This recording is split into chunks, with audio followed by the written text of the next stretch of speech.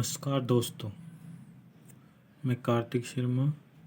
Math by Kartik sir classes में आपका स्वागत है। आज अपन बात करते हैं प्रश्न नंबर 9 के बारे में, जो कि क्या है पढ़ लेते हैं एक बार।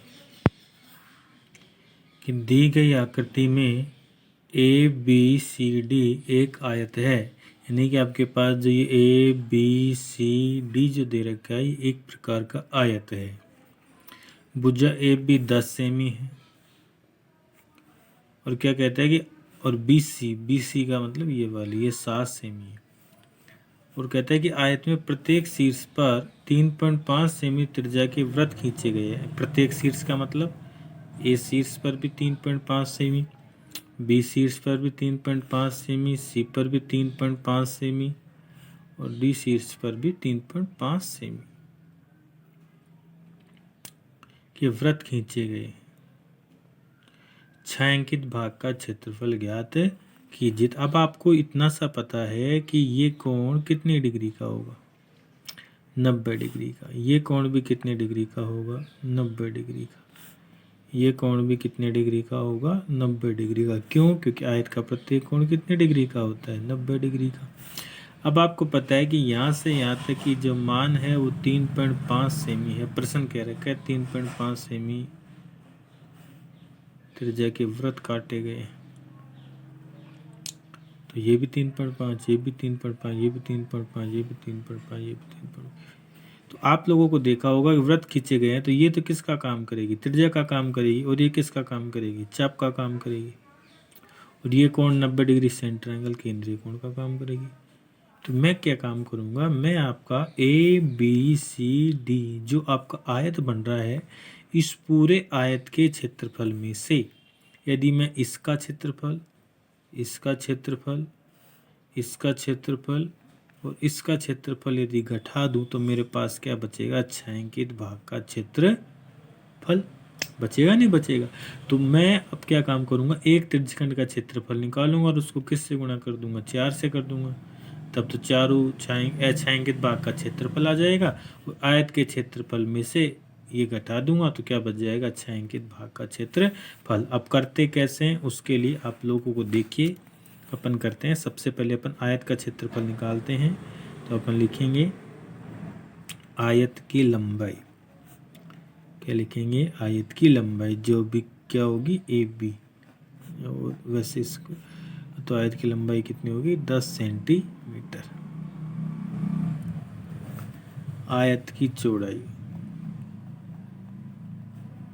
आयत की चौड़ाई 20 कितनी है, 7 सेंटीमीटर। तो आयत का क्षेत्रफल, आयत का क्षेत्रफल क्या होगा, लंबाई गुणा चौड़ाई। लंबाई कितनी है 10, चौड़ाई कितनी है 7, तो कितना हो गया 70 सेंटीमीटर स्क्वायर। ठीक है। अब अपन निकालेंगे त्रिज्यखंड का क्षेत्रफल, तो लिखेंगे वृत्त की त्रिज्या, वृत्त की त्रिज्या आर कितनी है, 3.5 सेमी। केंद्रीय कोण थीटा जिसे अपन बोलेंगे, कितने डिग्री है, 90 डिग्री। तो एक त्रिज्यखंड का क्षेत्रफल,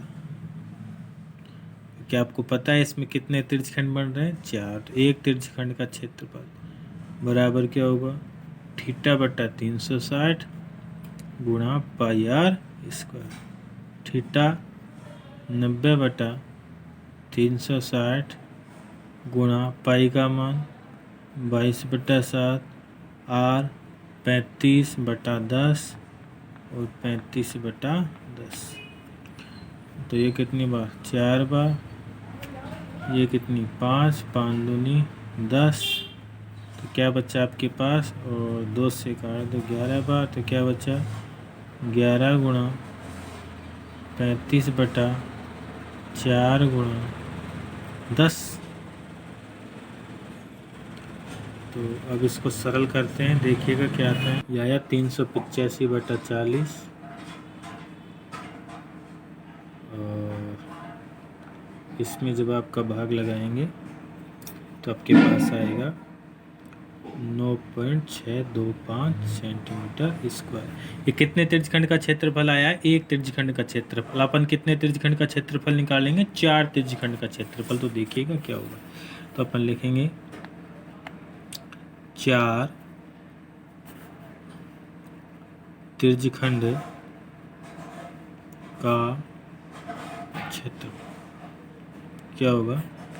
4 गुणा एक त्रिज्यखंड का क्षेत्र, एक त्रिज्यखंड का क्षेत्र। तो क्या आएगा? 4 गुणा एक त्रिज्यखंड का भी आपने निकाला था 9.625 गुणा करो 5 में 20, 4 दूनी 8 और 2 10, 6 चौका 24 और 1 25, 80 2, 9 चौक 36 और 2 38, 3 अंकों बाद दशमलव। तो क्या आएगा? 38.5 सेंटीमीटर स्क्वायर। ये किसका है? चारों त्रिज्यखंडों का क्षेत्रफल। अब निकालेंगे, किसका निकालना है अपन को? छायांकित भाग का क्षेत्रफल। तो लिखेंगे अतः छायांकित भाग का क्षेत्रफल बराबर क्या होगा?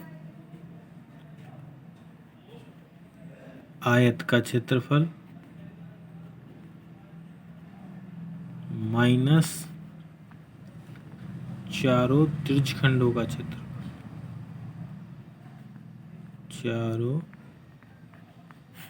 त्रिज्यखंडों का क्षेत्रफल। तो आयत का क्षेत्रफल कितना था? 70 जो निकाला था, और चारों त्रिज्यखंडों का कितना था? 38.5। तो 70 में से 38.5 जाएंगे तो आपके पास आएगा 31.5 वर्ग सेंटीमीटर। ठीक है, तो छायांकित भाग का क्षेत्रफल कितना आ गया? 31.5 सेंटीमीटर स्क्वायर। ठीक है, इसी के साथ आपकी एक्सरसाइज 15.2 कंप्लीट होती है। ये क्वेश्चन बहुत इंपॉर्टेंट है। आपको करना क्या है? बहुत ईजी है। आपको सबसे पहले आयत का क्षेत्रफल निकालना है। आयत का क्षेत्रफल निकालने के बाद एक त्रिज्यखंड का क्षेत्रफल निकालना है। एक त्रिज्यखंड का क्षेत्रफल आ जाए तो इसमें बन रहे हैं 4 त्रिज्यखंड। तो चारों त्रिज्यखंडों का क्षेत्रफल निकालो। तो चारों त्रिज्यखंडों का क्षेत्रफल अपन ने निकाला, और जब चारों त्रिज्यखंडों का क्षेत्रफल आ जाए तो छायांकित भाग का क्षेत्रफल निकालने के लिए आयत के क्षेत्रफल में से चारों त्रिज्यखंडों का क्षेत्रफल घटा दीजिए। तो क्या आएगा? छायांकित भाग का क्षेत्रफल। ठीक है, आशा करते हैं आप लोगों को समझ में आ गया होगा। तो 15.2 एक्सरसाइज कंप्लीट हुई। कल अपन करेंगे एक्सरसाइज 15.3। तब तक के लिए नमस्कार, धन्यवाद। आपका दिन शुभ हो।